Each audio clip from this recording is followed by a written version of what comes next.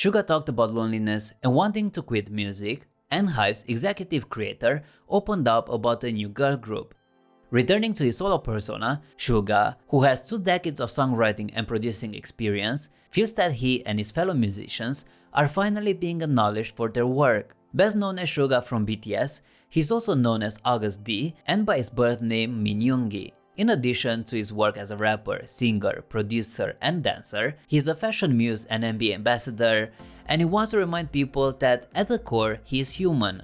April the 7th marks the comeback of Suga's solo project with the release of a new single, People Part 2, featuring IU. The collaborations follows their previous hit song 8, which tops Billboard's World Digital Song Sales chart in May 2020. The original song People had Suga reflecting on himself and how people judge and change, while Part 2 explores the desire to connect with others. Despite his busy life, loneliness remains a constant source of inspiration for the artist. During an interview with Billboard, Suga discussed his thoughts about loneliness and how it influences his music, allowing him to connect with listeners on a deeper level. BTS's music has become popular worldwide, largely due to the group's use of extended metaphors and imagery to create accessible stories. Suga has contributed to virtually every BTS album and collaborated with a wide range of artists, including Halsey and Epic High. Now, he focuses on expressing his personal experiences in his music to ensure his message is accurately conveyed.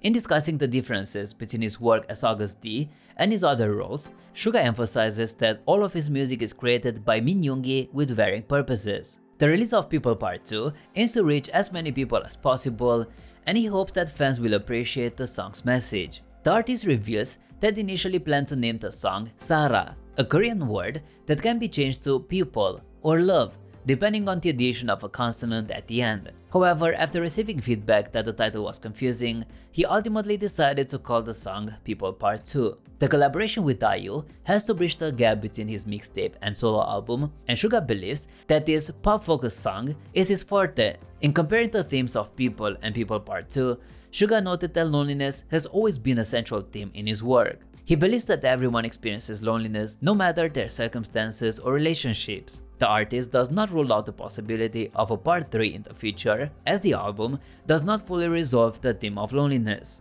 Suga acknowledges that he has considered quitting music in the past, but the support of others helps him to realize that he can continue to create and enjoy the process. Both his documentary and People Part 2 aims to show the more human side of Min Yoongi, emphasizing that above all, he is just a person.